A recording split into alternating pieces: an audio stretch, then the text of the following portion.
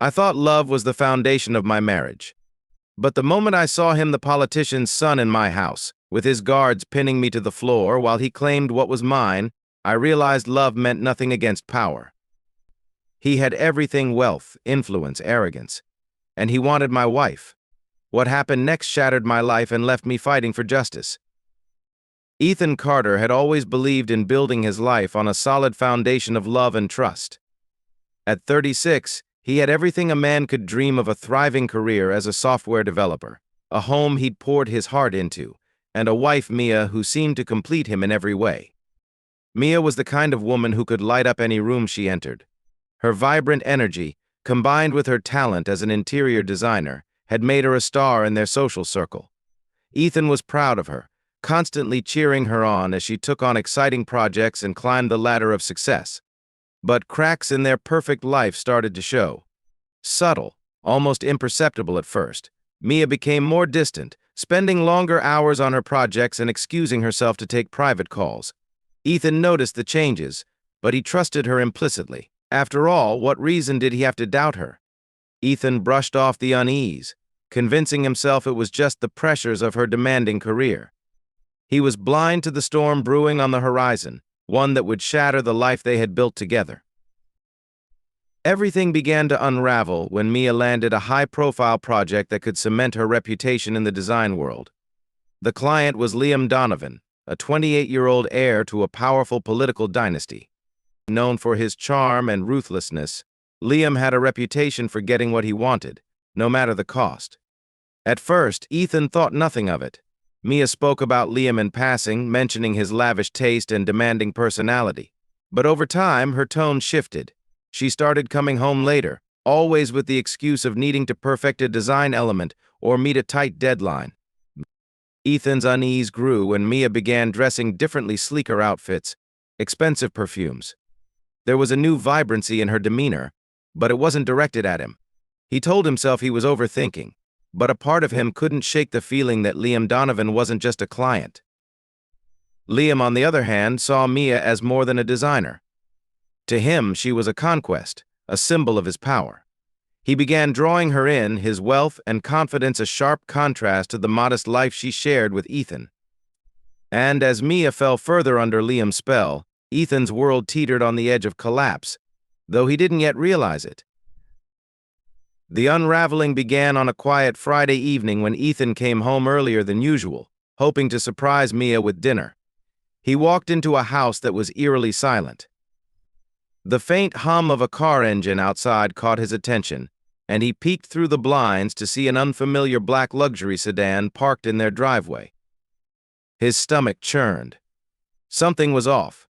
Inside the house, Ethan noticed small details that didn't add up. Mia's shoes were by the door, but her purse wasn't in its usual spot.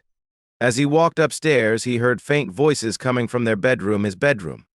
His heart pounded as he inched closer, the voices growing louder. What he saw when he opened the door froze him in place.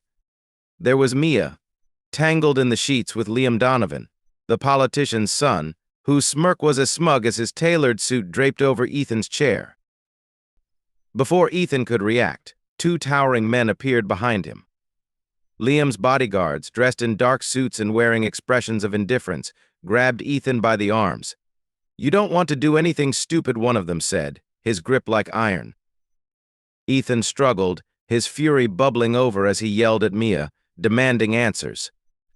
But she sat there in stunned silence, her guilt and fear etched on her face. Liam, meanwhile, casually adjusted his tie and sauntered over to Ethan. "You really thought you could keep her," Liam said with a chilling calmness. "This house, this life, it was never enough for her. But don't worry, you're about to lose both." Ethan's world shattered in that moment. The betrayal was complete, not just by Mia, but by the very foundation of the life he thought was secure. Pinned against the wall by Liam's guards, Ethan's helplessness turned to rage. He struggled against the iron grips holding him, but it was futile. Liam stepped closer, his arrogance filling the room like a suffocating fog. "Here's how this is going to go," Liam said, his voice dripping with entitlement. "You're going to sign over the house to Mia. You're going to give her the divorce she deserves. And then, You're going to disappear quietly, like a good little boy." Ethan couldn't believe what he was hearing.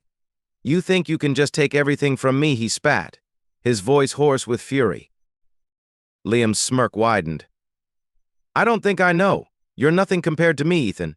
You're a pebble on the path of someone like me. You should be thanking me for giving her a taste of what real power looks like." One of the guards tightened his grip, making Ethan wince. "Don't make this harder than it has to be," the man growled. Ethan's mind raced, torn between the need to fight back and the crushing realization that Liam held all the cards. Liam leaned in, his breath hot against Ethan's ear. "Walk away now, and I might let you keep your dignity. Stay, and I'll destroy you." With that, Liam turned away, dismissing Ethan as if he were nothing more than an inconvenience. The guards released him, shoving him toward the door. Ethan stumbled out of his own house, his sanctuary now claimed by a man who had taken everything from him. As Ethan stood on the curb, staring at the glowing windows of what used to be his home, the weight of his defeat settled on him. But deep down, amidst the anger and despair, a spark of determination began to grow. Liam may have won this battle, but Ethan vowed it wouldn't be the last. Ethan found himself standing outside his own home, the chill of the evening air cutting through his shirt. The house, once a symbol of his hard work and love, now felt like a distant memory, an untouchable monument to betrayal. He could still see the silhouette of Mia in the upstairs window, her figure obscured by the soft glow of the bedroom lights. She didn't come after him. She didn't explain. He drove aimlessly that night, the image of Mia and Liam burned into his mind. His phone buzzed constantly, friends and colleagues checking in, asking why he hadn't shown up to a planned dinner or why he sounded so off in his last meeting. He ignored them all. What could he say? Over the next few days, the silence from Mia became deafening. She didn't call or text, and when he attempted to reach out, his calls went unanswered. The realization that she had chosen Liam not just in that moment but possibly for good cut deeper than he thought possible. Ethan tried to piece together when it had all gone wrong. Had it been the late nights at work? The small, unnoticed changes in her demeanor? Or was it simply that Mia had outgrown their life together, tempted by Liam's wealth and power? Whatever the reason, Ethan was left with the painful truth she hadn't fought for him, not even once. Loneliness consumed him. Friends who had once been constant fixtures in his life suddenly felt distant.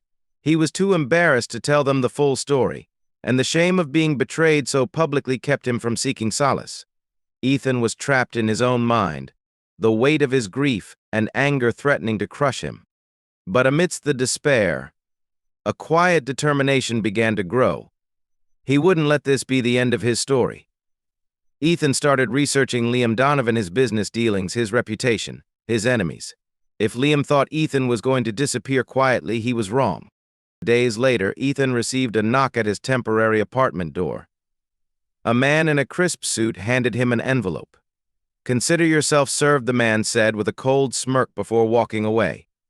Inside the envelope were divorce papers prepared by Liam's legal team on Mia's behalf. The demands were outrageous. Ethan was expected to sign over the house entirely to Mia, relinquish any claim to their shared assets, and agree to a divorce on grounds of irreconcilable differences. The papers were written with the kind of confidence that assumed Ethan would comply without question. Fury bubbled up inside him as he read the documents. This wasn't just about ending their marriage, it was about erasing his existence. Liam had orchestrated everything to ensure Ethan walked away with nothing, not his home, not his dignity, and certainly not any semblance of justice. Ethan refused to play their game. He sought out a lawyer, one with a reputation for taking on powerful adversaries. Though the cost would be steep, Ethan knew he couldn't back down. He provided evidence of Liam's involvement, photos, messages, and accounts of the guards physically assaulting him in his own home. The legal battle was grueling. Liam's team used every trick in the book to delay proceedings, intimidate witnesses, and paint Ethan as a bitter ex-husband clinging to the past. Meanwhile, Mia remained silent, avoiding direct contact and letting Liam speak for her. But Ethan didn't falter. Each day in court strengthened his resolve. He wasn't just fighting for himself anymore, he was fighting for anyone who had ever been crushed under the weight of someone else's privilege. Liam's arrogance was his weakness, and Ethan was determined to expose it. Behind the scenes, Ethan started to build alliances. He reached out to journalists, activists, and anyone who had a bone to pick with the Donovan family. What started as a personal vendetta began to morph into something bigger, a crusade against the corrupt and entitled. As the legal battle dragged on, Ethan's resolve only hardened. Late one night, while combing through every scrap of evidence he had collected, he stumbled upon something that shifted the tides. It was a seemingly innocuous email thread between Liam and one of his associates, buried among the files Mia had left on a shared laptop. The email wasn't about his divorce or even Mia, it was about Liam's questionable dealings. References to hidden funds, bribed officials, and rigged contracts painted a picture of a man whose empire wasn't as untouchable as it seemed. Ethan realized he had stumbled upon the key to not only leveling the playing field, but potentially dismantling Liam's entire facade. Fueled by this discovery, Ethan dove deeper. He reached out to an investigative journalist known for exposing political corruption. At first, the journalist was skeptical Ethan was just another man seeking revenge against a more powerful adversary. But when Ethan presented the emails and cross-referenced them with publicly available data, the journalist's interest peaked. The evidence painted a damning picture of Liam. Ethan worked tirelessly, connecting the dots and uncovering a web of corruption that extended far beyond what he initially imagined. Liam wasn't just a privileged playboy, he was a man who had built his fortune on lies and exploitation. Ethan knew exposing Liam would be dangerous. Liam's reach was vast, and his guards weren't just there for show. But for the first time in months, Ethan felt like he had the upper hand. He wasn't just a victim anymore, he was the one holding the sword. He coordinated with the journalist to release the story at the perfect moment, timed to coincide with one of Liam's public appearances. The fallout, Ethan hoped, would be catastrophic. The day the expose went live was like a lightning strike. The article detailed Liam's illicit activities in meticulous detail, backed by evidence Ethan had painstakingly compiled. Photos, emails, and financial records were laid bare for the world to see. The reaction was immediate and explosive. Social media erupted with outrage as people demanded accountability. News outlets picked up the story, running headlines that painted Liam as a corrupt and entitled criminal. Politicians who once cozied up to the Donovan family began distancing themselves, issuing statements of condemnation to save their own reputations. Liam's arrogance was his downfall. Instead of staying silent or denying the allegations outright, he lashed out in public, blaming Ethan for orchestrating a smear campaign. But the damage was done. Investigations were launched, and Liam's house of cards began to collapse. Meanwhile, Ethan watched it all unfold with a mix of satisfaction and relief. For months, he had felt powerless, but now the man who had tried to destroy him was being dismantled piece by piece. But Ethan wasn't finished. With Liam's influence waning, Ethan shifted his focus to Mia. He confronted her one final time, laying everything bare: the pain she had caused, the betrayal she had chosen, and the life they had destroyed together. Mia, stripped of Liam's protection and facing the fallout of her own choices, broke down. She tried to apologize to justify her actions, but Ethan was past the point of forgiveness. "You made your choice," he told her, his voice steady. "And now I'm making mine." Ethan finalized the divorce on his terms, keeping the house and rebuilding his life without Mia. Liam, facing criminal charges and public disgrace, was no longer a threat. For the first time in a long time, Ethan felt free. With Liam's empire crumbling and the divorce finalized, Ethan was left standing amidst the wreckage of his old life. The house, though now his, felt like a monument to everything he had lost. Each room held memories both joyful and painful that Ethan had to confront head-on. But Ethan refused to let the pain define him. He channeled his anger and grief into rebuilding himself. He started by renovating the house, stripping away the remnants of the life he had shared with Mia. The bedroom where she had betrayed him was transformed into a study, its walls adorned with bookshelves and calming colors. The living room, once filled with shared laughter, was reimagined into a space that reflected Ethan's new journey, a place of solitude and growth. Ethan also threw himself into his career. The marketing agency he had once viewed as a job to pay the bills became his sanctuary. He took on new challenges, earning respect for his creative insights and dedication. His colleagues, who had heard whispers of his personal turmoil, marveled at his resilience. Ethan began to see himself not as a victim but as a survivor, a man capable of facing adversity and coming out stronger. He reconnected with old friends, leaning on them for support in ways he had never done before. They reminded him of the person he had been before Mia, before Liam, and encouraged him to embrace the future with hope. But the most significant step in Ethan's healing came when he began sharing his story. At first, it was difficult reliving the betrayal and the humiliation, but as he spoke out, whether in small gatherings or online forums, he realized his experience resonated with others. His journey became a source of inspiration for people who had faced their own betrayals, showing them that it was possible to rise from the ashes. Months turned into a year, and Ethan stood on the other side of his ordeal, stronger and more at peace. He had learned to let go of the bitterness that had once consumed him, focusing instead on the lessons his journey had taught him. He had discovered his strength, his worth, and the importance of self-respect. One day, as he walked through the city, he passed a newsstand displaying a headline about Liam Donovan. The once powerful politician's son was now a disgraced figure, facing trial for corruption and assault charges. Ethan felt no need for revenge anymore. Seeing Liam's downfall wasn't about satisfaction, it was about justice. As for Mia, their paths had diverged completely. She had tried to reach out once, a tearful voicemail begging for forgiveness, but Ethan didn't respond. He had moved on. He didn't hate her anymore, he simply felt indifferent. Ethan's journey wasn't just about overcoming betrayal, it was about reclaiming his life. He started volunteering at a local community center, mentoring young men who faced their own struggles. Sharing his story gave him purpose, and he realized that his pain had paved the way for something greater.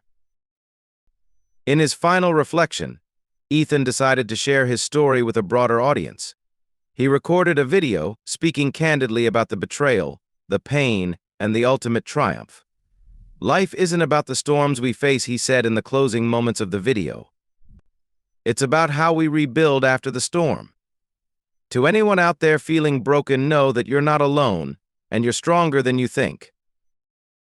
As the video ended, Ethan's message was clear: like, share, comment, and subscribe to his channel to help spread stories of resilience and strength.